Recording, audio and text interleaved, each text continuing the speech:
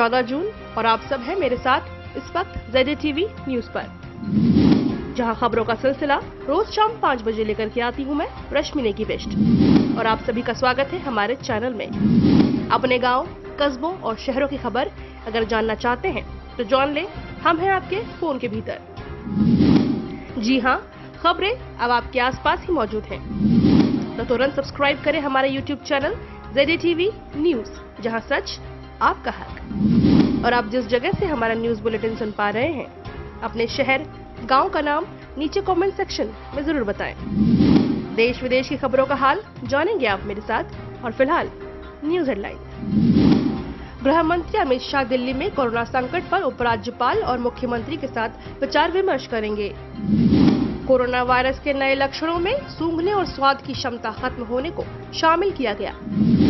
और मॉनसून ओडिशा तथा झारखंड के बाद बिहार और महाराष्ट्र में पहुंचा। प्रधानमंत्री नरेंद्र मोदी ने कल कोविड-19 महामारी पर कार्रवाई की समीक्षा के लिए वरिष्ठ मंत्रियों और अधिकारियों के साथ एक विस्तृत बैठक की। बैठक में महामारी के संदर्भ में राष्ट्रीय स्तर पर स्थिति और तैयारी की समीक्षा की गई। दिल्ली सहित विभिन्न राज्यों और केंद्र शासित प्रदेशों की स्थिति का जायजा लिया गया। बड़े शहरों के सामने आने वाली चुनौतियों के मद्देनजर परीक्षण बढ़ाने के साथ साथ दैनिक मामलों की चरम स्थिति को प्रभावी ढंग से संभालने के लिए बेड और सुविधाओं की संख्या पर चर्चा की गई। प्रधानमंत्री ने शहर और जिलेवार अस्पताल और पृथक बिस्तरों की आवश्यकताओं पर अधिकार प्राप्त समूह की सिफारिशों का संज्ञान लिया। उन्होंने स्वास्थ्य मंत्रालय के अधिकारियों को संघ राज्य क्षेत्रों के परामर्श से आपातकालीन योजना बनाने का निर्देश दिया। गृह मंत्री अमित शाह द्वारा बुलाई गई आज की दोनों की बैठकें राष्ट्रीय राजधानी में कोरोना की रोकथाम के मद्देनजर काफी अहम मानी जा रही है। दिल्ली में कोविड-19 के कुल मामलों की संख्या 36,824 पहुंच गई है और 1,214 लोग इस महामारी में जान गंवा चुके हैं। दिल्ली के उपराज्यपाल अनिल बैजल ने कोविड-19 के प्रबंधन के विभिन्न पहलुओं पर दिल्ली आपदा प्रबंधन प्राधिकरण को सलाह देने के लिए एक विशेषज्ञ सलाहकार समिति का गठन किया है। यह समिति दिल्ली में कोरोना संकट और बचाव संबंधी चुनौतियों पर सलाह देने और बुनियादी चिकित्सा सुविधाओं को बढ़ाने के लिए उपाय भी सुझाएगी। समिति में भारतीय चिकित्सा अनुसंधान परिषद के महानिदेशक, दिल्ली के आयुर्विज्ञान संस्थान की निदेशक तथा राष्ट्रीय रोग नियंत्रण केंद्र के निदेशक शामिल हैं।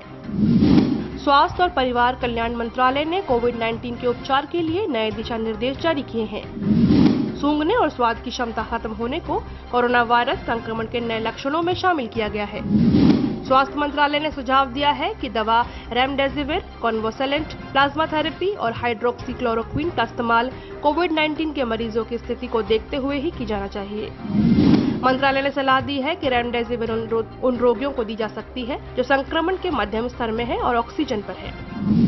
कॉन्वोलेसेंट प्लाज्मा उन रोगियों को दिया जाना चाहिए जो ऑक्सीजन पर हैं और स्टेरॉइड के इस्तेमाल के बावजूद उनकी ऑक्सीजन की आवश्यकता लगातार बढ़ रही है। हाइड्रोक्सीक्लोरोक्विन का इस्तेमाल संक्रमण की शुरुआत में किया जाना चाहिए और गंभीर रूप से पीड़ित मरीजों को यह नहीं दिया जाना चाहिए। स्वास्थ्य मंत्रालय ने निदान के लिए वास्तविक समय या पारंपरिक RT-PCR परीक्षण की सिफारिश की है, जबकि कोविड-19 के निदान के लिए एंटीबॉडी परीक्षणों की सिफारिश नहीं दी गई है। महाराष्ट्र सरकार ने निजी प्रयोगशालाओं द्वारा किए जा रहे कोविड-19 परीक्षणों के शुल्क में कमी कर दी है। कल फैसले की घोषणा करते हुए महाराष्ट्र के स्वास्थ्य मंत्री राजेश टोपे ने कहा कि जांच दरों में कमी करने से लोगों को राहत मिलेगी। उन्होंने दावा किया कि नई दरें देश में सबसे कम होंगी। इसी बीच महाराष्ट्र में कोरोना वायरस के मामलों की संख्या 1 लाख से अधिक हो चुकी है। देश में किसी राज्य में कोविड-19 के ये सर्वाधिक मामले हैं, जो देश के कुल मामलों का लगभग 1/3 है।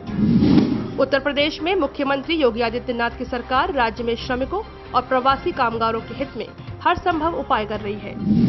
राज्य सरकार प्रत्यक्ष लाभ अंतरण के जरिए श्रमिकों के खाते में वित्तीय सहायता भेज रही है और उन्हें कोविड-19 संकट के दौरे में खाद्य सामग्री के पैकेट भी उपलब्ध करा रही है।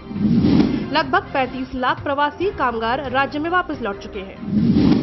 कोरोना संकट के दौर में अनेक लोगों को अपनी आजीविका से हाथ धोना पड़ रहा है, लेकिन इस कठिन समय में कई नेक दिल लोग मदद के लिए आगे आ रहे हैं। मध्य प्रदेश में ऐसे जरूरतमंद लोगों की मदद के लिए कुछ संपन्न किसानों ने एक अनोखा अनाज बैंक बनाया है। छिंदवाड़ा जिले के परासिया विकास खंड के गांव के समृद्ध किसानों ने अनाज इकट्ठा करके एक अनाज बैंक बनाया है। इस अनाज बैंक से 23 क्विंटल से अधिक गेहूं जमा हो गया है। 10-12 क्विंटल के पैकेट बना के जरूरतमंदों को बंटवा भी चुके हैं। यह अनाज बैंक जरूरतमंदों के लिए वरदान साबित हो रहा है।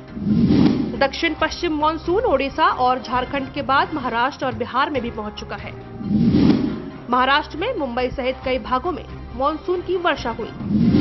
मौसम विभाग के अनुसार अगले 24 घंटों में समूचे राज्य में व्यापक वर्षा का अनुमान है। और ये थे आज के मुख्य समाचार। हमारे YouTube चैनल से जुड़ने के लिए ZATV को सब्सक्राइब करें और नए वीडियो सबसे पहले देखने के लिए नीचे दिए गए बेल बटन को प्रेस करना ना भूलें। आज का न्यूज सेगमेंट आपको कैसा लगा हमें कमेंट सेक्शन में जरूर बताएं। साथ ही इसे शेयर भी करें। और अभी दीजिए मुझे इजाजत। कल होंगे रूबरू इसी समय पे आप सभी के साथ। बाकी और खबरों से जुड़ने के लिए लॉगिन करें हमारी वेबसाइट www.zatvnews.com। नमस्कार।